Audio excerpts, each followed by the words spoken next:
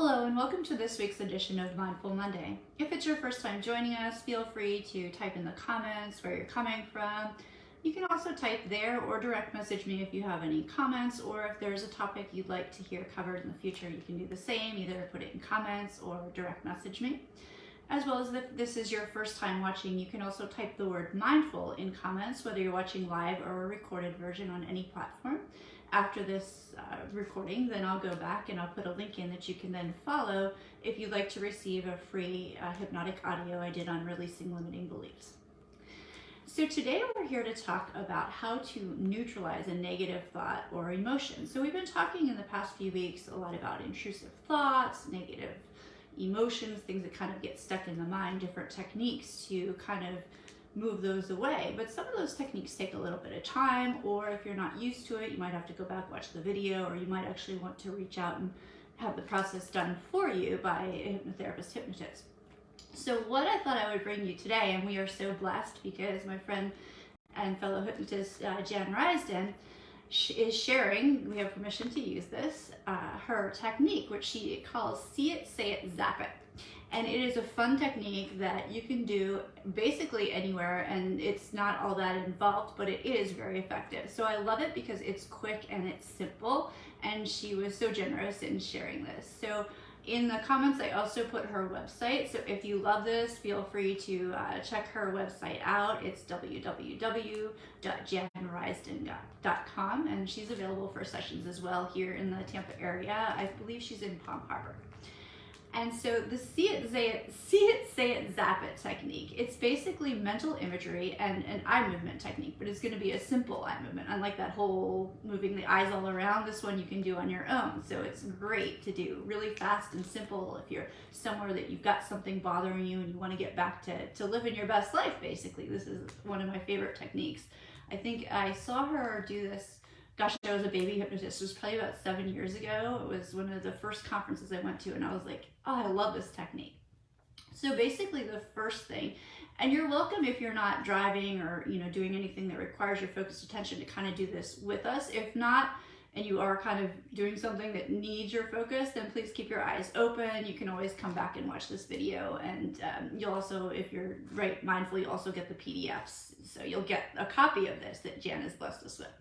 So if you're able to do it along with us, then the first thing you'll want to do is you want to think about, she calls this prepare. So think about any kind of situation. It can be an event, it can be information, it can be a person, a thought, anything that's causing you this unwanted, negative, intrusive thought, emotion, feeling kind of thing. It can even be a compulsive kind of behavior that's bugging you. So you really want to get this groove going in your brain. And so really put yourself into the place, really start thinking about this. So you want to really be feeling these negative emotions in order to zap them, right?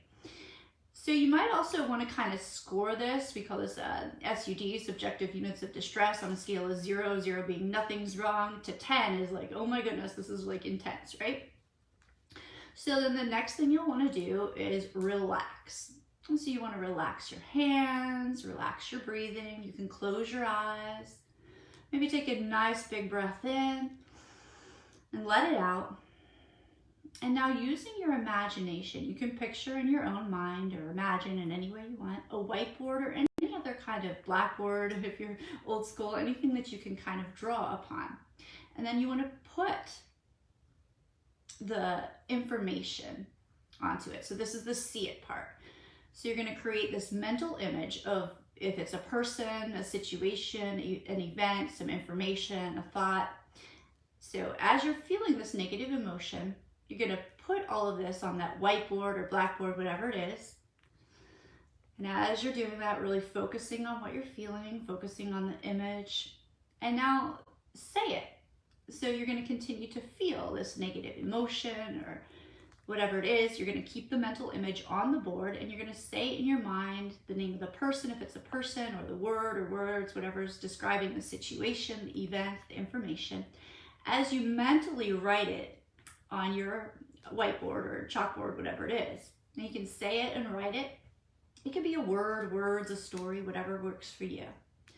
So once you finish that, the next thing you're going to do is you're going to keep that image and words on the board, But with your eyes closed, I'm going to keep my eyes open so that I can be looking at my notes, and also so you can see. You're going to kind of roll your eyes up just like so.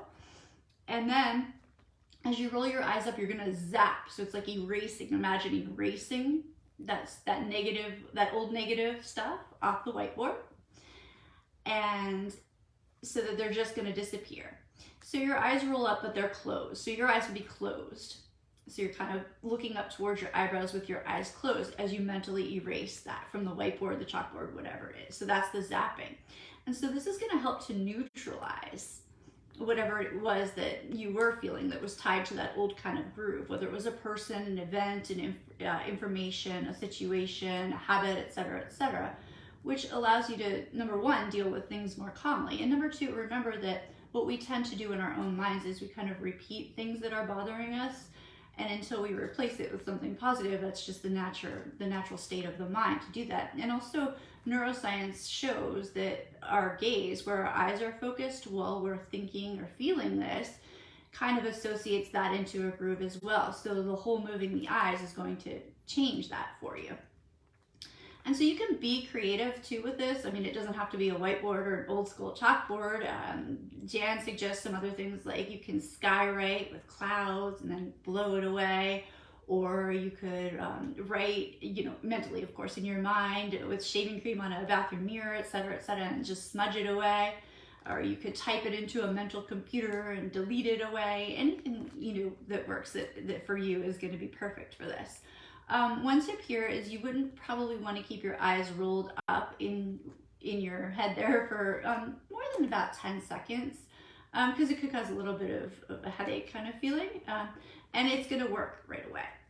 And then after you've zapped it, you're just going to exhale, and that's right after you've made those words disappear. Exhale, let it out, nice soft breath. You can even sigh it a little bit, and notice the change in the way you immediately feel.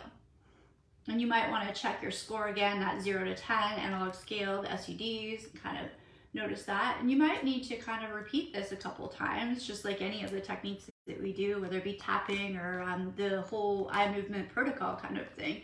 So you can repeat it as many times as basically you have time for and score it down until you get yourself nice and low there. She gives some suggestions too on when to zap. So you might zap the whole process, see it, say it, zap it immediately after a difficult moment occurs. Okay. Sometimes we don't think about doing, these great techniques. Even now, sometimes I'm like, I have to stew it a little bit. But right after a difficult moment is a great time to do it. It only takes 30 seconds to do this. You can make it longer, of course. Or before you see someone who typically kind of triggers or upsets you. Before you need to do a task that's kind of bothersome or inane, whenever you feel pain or fear or anxiety coming on, or in the evening before you go to sleep, simply to have a pleasant night's sleep and relax. You can do it in the shower. You can really do this anytime. I wouldn't suggest doing it while you're driving, just because you do have to have your eyes closed for a minute, but maybe at a red light if you're quick. Shh, I didn't say that. And then the grooves that you can kind of zap on are, you can zap on a groove for people who cause you discomfort, or even those that you kind of love but may upset you sometimes. You can zap on old wounds that are, being re-triggered. The first time something stressful happens, a challenging moment at work, whether it be just an issue or someone that you're around, or it can be school if you don't work yet. Other times in your life, perhaps someone at home that stresses you out.